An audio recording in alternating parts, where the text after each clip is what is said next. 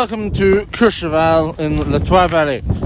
Now, many that I've spoken to over the years have said that they like Courcheval. They love Courcheval, and some say it is the best resort in the world. Unfortunately, I do not think that they can say that they are the best resort in the world. For instance, I've just come down from the furthest right side on the map, off the Loza chair and down into Courcheval. The Black Run, which hasn't had some fresh snow in about a week at this point, should have been pisted. I know that the French love their unpisted, but it's slippy, and definitely at the moment with all this avalanche risk and this feels like it's not the best situation to have a run which could be invaluable if required in the escape route. I do think that they should have pisted at least once, just to make it a bit easier, because there isn't that much snow on it.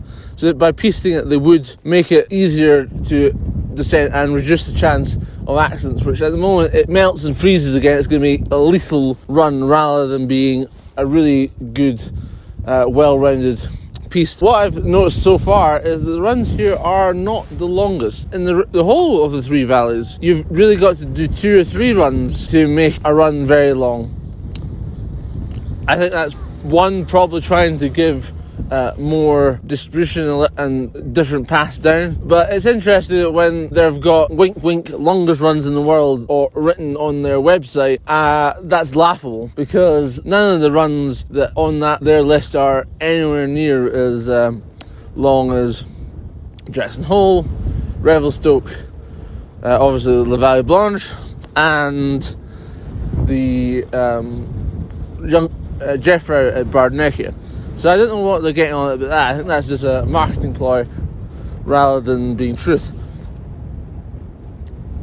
The weather today is much better than it was yesterday. Sunny day today, 1.6 below, probably more like 5 or 6 with wind chill below. But overall, ready to start this day and continue with the review later on. Thank you very much.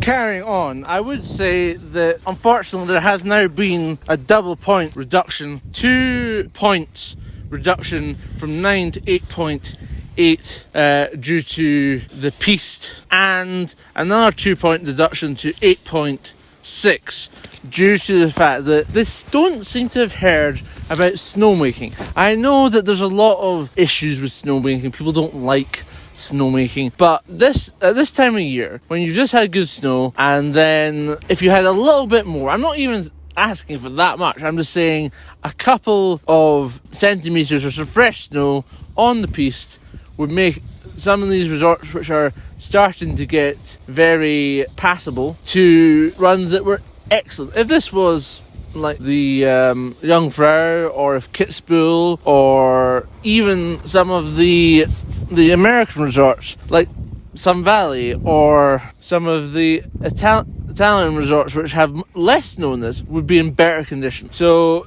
just because you're a big resort and you're high doesn't mean that you can stop dropping the work that makes things excellent rather than just good. So I think at the moment so far it'll be interesting to see what happens in the rest of the morning. We will be splitting Courcheval into 2 parts, and then 2 parts for Val Thorens, and there'll be a second part for Maribel as well. So far today, I have skied Floris, Motra at runs, and I have ridden the Douce des Lanches, as well as the Tania Bubble, and I'm now on Bluche Blanc. And I'm planning to now go and ski Le Eclipse, and then take the Forêt chair up. Actually, no, not the Forêt chair.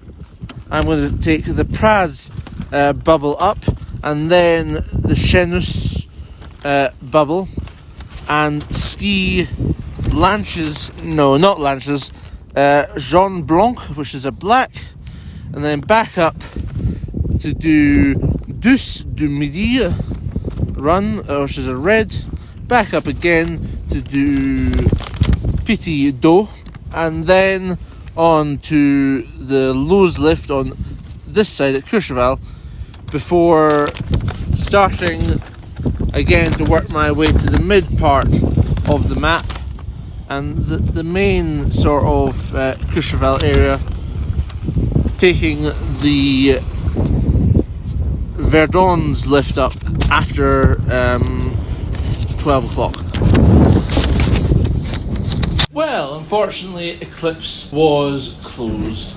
Lack of snow, lack of snowmaking, or that I've seen, and they're getting ready for races in March. So I ended up coming down Moretta, and now I'm on the La Praz lift, heading up to see what else the Courcheval offers. They've got a big, massive test event here today. I mean, like, there's 30, 40, 50 stalls, and weirdly it's by invite only, so, which is another weird thing, because almost any other resort that you go to, it would just be open in Courcheval or Yonville, any of these big places. So it's very odd. It's just part of the Courcheval pretentiousness and we are the best mythology, even though you're not. I will deduct another 2 points for the fact that run should have been open, but it wasn't, and they certainly could have had it open if they really wanted to. So that reduces them to 8.4 now, but we'll see if they can pick up with other slopes. But overall, a lot of the Trevere is all about get lots of people here, get enough people to think, oh, this is the best place I've been so far, and then that will keep the myth that we are the best. I'm now heading up to Planetary, and then Jean Blanc, and then on to Amarou before coming back up and heading for the next lift. Welcome to Big Blue's exploration. Today you join me from the Trois in France, comprised of Mirabel, Courcheval, Val Thorens, Bride-les-Bains, the Oriel, and Latania, all served by lifts from the 600 kilometres of piste. Today is Sunday the 18th of January 2026. Bit windy today, so people have been advised to stay in the valley. So there's 3 valleys, obviously: Courcheval, Latania at the bottom, and then Mirabel with its multiple parts in the middle, and then Val Thorens in the third valley, and then just over the mountain there is the Orez as well, which is a smaller part of the broader picture. So far I've done a couple of runs. Left Bourg Saint Maurice about 9 o'clock this morning. I had to wait at Moutiers for about an hour and 15 minutes until 11 o'clock for the bus to arrive. Got to the high, so the Hostel International, but this one mainly got rooms. I didn't actually see any dorms available. It was rooms, so it's better than normal. The weather today is overcast with patches of sun trying to come through, but overall the weather is pretty good, even though it is relatively windy, but not as windy as I would have expected for the warnings that were given. So already done a couple of runs. I've already getting a good understanding of what I think probably something around about an 8.5 for at least starting at the moment. Reason for that is that 9 for the infrastructure, tons of ability to get around, really well connected. As I said, it's not just up the mountain, but right down to Oriel and to Bride-les-Bains, making it very easy access. Transportation, it's not that far from Lyon to Moutiers, or you can take the train from London or Amsterdam quite efficiently, and then get up here relatively quickly after that. I think that the accommodation, about 8.5. Reasons for that is that, yeah, there's tons of accommodation. There's maybe not as much reasonable accommodation, But then you are coming to Mirabel and Courcheval and you are expecting to pay premium. But it is good that you have got Oriel and Brie de Bains, which allows you to stay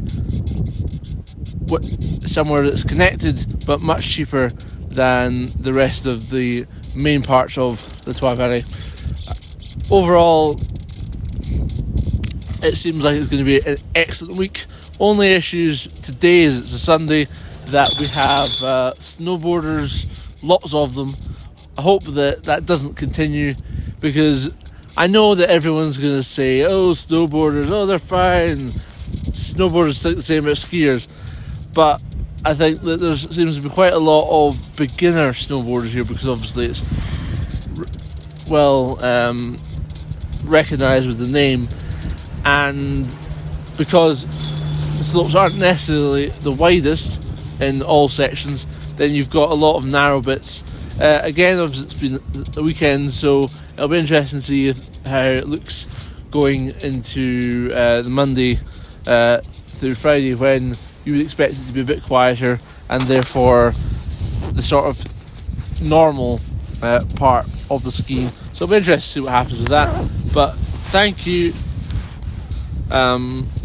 again for your support and watching the videos. I'm looking forward to showing you more of the Trois Vallées, probably 6 or 7 videos, because it is such a large area. But thank you once again, and stay tuned for the next video. Thank you. Welcome to Big Blue's Exploration. Today you join me from the Trois Vallées again at Les Memoirs and at Val Thorens, as well as a little bit of Mirabel. The conditions today have been a bit overcast today. We have got some snow later on in the forecast. The skiing today has been a bit more icy than it has been in previous days, especially lower down at Les Memoirs. The conditions haven't been the best. And again, I was streaming with my friend, but I think the issue here is that basically not enough snow, and it'll be good when the snow comes. I got a couple of good photos on the way to Val Thorens this morning, but overall the conditions haven't been great. Later on there was a good dump of snow, or not a good dump at all. Some snow had been falling. I think it's starting to clear off now, so we've only probably had like a centimetre if we're lucky. I went up to the top of Mirabel, Mont Verlon, as well as the top of Charon on Val Thorens. The Charon wasn't very good, definitely a bit icy. Skied a bit down towards Oriel, very mogully black, so not the one that you would want to go down if you hadn't done it before. And then skiing down Mont Verlon was quite interesting. There was either a black or a red. The snow had been snowing at that point, so it was a bit softer and nicer than it had been previously. The conditions have softened up somewhat with the amount of snow. It'll be interesting to see what happens if the snow continues later on this evening, or if it just goes to cold and then comes sunny. It would be really good if we could get 3 or 4 inches overnight though, so we could have some sort of a powder day, but it wouldn't be a true powder day. Overall, I think that my closing sort of remarks for the Trois Vallées is that, yeah, there's lots of accommodation from cheap to the insanely expensive per night. The runs definitely need some sort of maintenance plan, and a bit more snowmaking or a bit more active snowmaking would be much better. I think that we're talking about a solid 9 for the breadth of accommodation. We're talking an 8 for piece conditions. For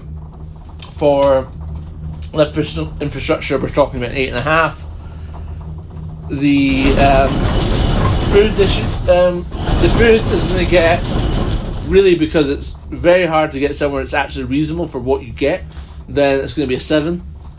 I do think that it's more